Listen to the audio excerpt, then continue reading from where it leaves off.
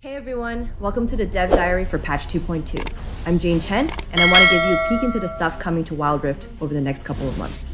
Today, we're going to be covering brand new champions, some amazing skins, and an update on choosing your position in-game, and even newer ways to play Wild Rift. So stick around. This is our biggest patch yet, so let's get right into it. We want to officially welcome all the players in the Americas into the open beta.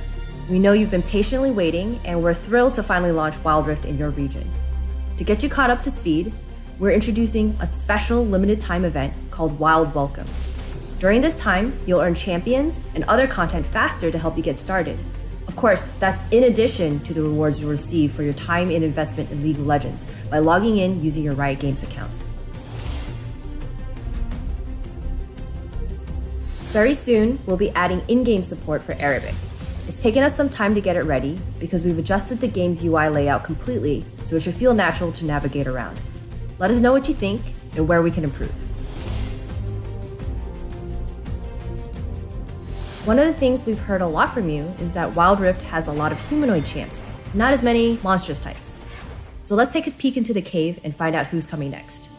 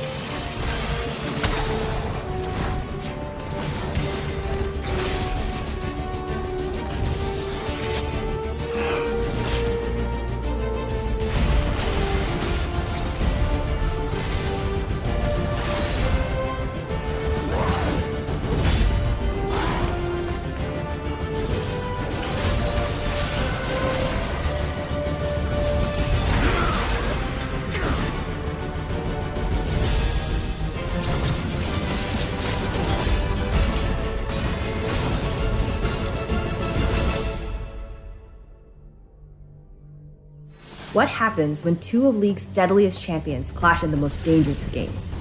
We'll find out in our next major event, Masters of the Hunt, launching next month. The event will throw you into the ancient rivalry between Kha'Zix and Rengar to determine who is predator and who is prey. We're also introducing a new gameplay system specifically for this event. We'll have more details coming soon, including rewards, so stay tuned for more.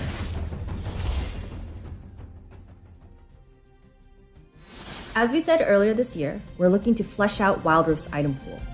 Patch 2.2 brings a few new items and tweaks, including refreshing the item icons so they more closely match the ones on League PC. Let's dive in. We're adding Frozen Heart, Force of Nature, and Sunfire Aegis to help flesh out the item pool for tank players. Sapphire Crystal now has the Mana Charge passive on it, so you can stack earlier and evolve your Tear of the Goddess items sooner. Sheen no longer builds out a Sapphire Crystal, making it a more accessible choice to non-mana users. Outside of items, the summoner spell Ghost wasn't seeing a lot of use, so we're updating it as League PC has. It should now be stronger and more fun to use. Its top speed is reduced, but the buff lasts longer now, and on takedown, your speed boost will be reapplied, so now everyone can get excited, just like Jinx.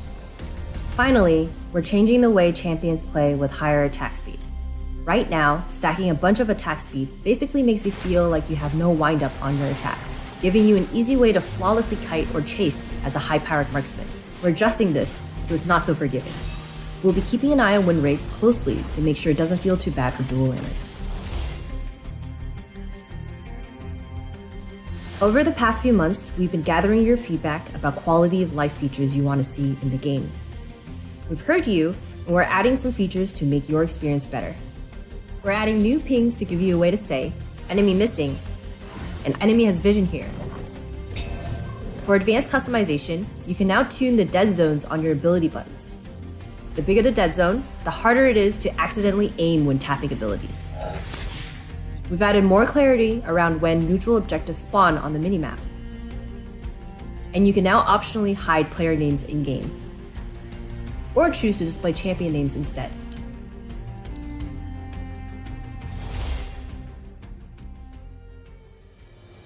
Many of you have asked for a way to have more control over the position you play in-game. We're going to be running a short test for a feature we're calling position preference. Choose which playstyle you're most interested in, and the matchmaker will try to assign you one of your preferred positions in the lobby. If you don't want to pick manually, we'll look back at your recent history and base it off that instead. We're only running this for a few days to collect data on how well it's working, so you'll find a separate queue in the Rank tab. For anyone who wants to help us test, none of your matches, ratings, or event progress will carry over from this queue, so give it a try. We'll keep iterating on the system, and if it's going well, we'll be adding it to Ranked at a later date. One quick note, this test won't be available in the Americas yet, as the game will still be too new, but we'll be sure to keep you all updated if that changes. This patch introduces the premier first to Wild Rift skin line called Stargazer.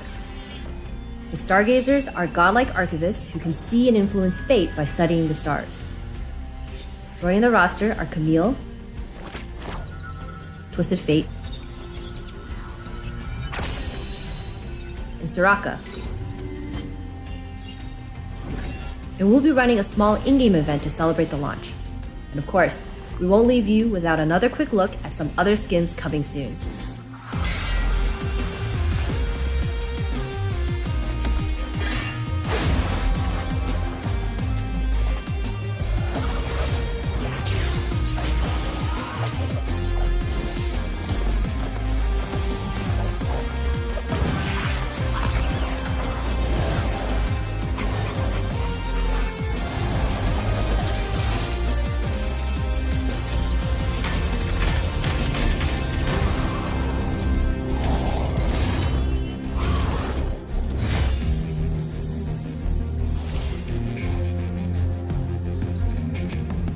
Later in the patch, we're introducing the Wild Pass, a way to get more stuff just for playing. Here's how it works. The Wild Pass works just like you'd expect, leveling up as you play, rewarding you with skins, currencies, icons, emotes, baubles, and other goodies along the way. You can upgrade your Wild Pass at any point to claim all the content you've earned so far. And if you don't decide to upgrade, all players can still earn blue motes and Poro coins from the pass totally free of charge. There's also the Wild Pass Elite, which comes with some extra missions and XP to help speed up your progress. Reaching level 50 on the Wild Pass grants an exclusive skin, Explorer Jax, to show the world how far you've come. But things don't stop there. There are some extra bonus rewards to help you add more content to your collection. Let us know what you think when it rolls out at the start of Wild Rift's second ranked season in April. Finally, starting this patch, we'll temporarily bring a player-favorite game mode from League of Legends. That's right, all random, all mid, or ARAM is on its way. So starting soon, we'll be releasing a temporary test for ARAM on all servers. For those of you unfamiliar with ARAM, it's a shorter, faster-paced game mode set on the Howling Abyss, a bridge atop a bottomless crevasse where warriors once fought to defend the rest of the Freljord from an ancient enemy. Compared to Wild Rift's 3 lanes, in ARAM, there's only one. And instead of picking your champion, you're assigned a random one from your pool. Of course, just like in PC, if you have available rerolls, you can try again to get a champion you like better. There's also a new 2-part summoner spell called Mark Dash. Use Mark to throw a snowball at your enemies, and reactivate it to dash to them, similar to Lee Sin's first ability. Melee fighters and tanks can use this to instantly get the party started. Now this is just the first step. Not everything is going to be balanced or polished, so we'll need a lot of feedback to make this a better experience. Also, in this first iteration, we're releasing without support for some features like ARAM-specific loadouts so that we can get your feedback on the gameplay sooner. We've got a ton more information on ARAM and our approach to new modes in the blog post we just released. And that's it for this Dev Diary. Let us know what else you want to see. Enjoy patch 2.2.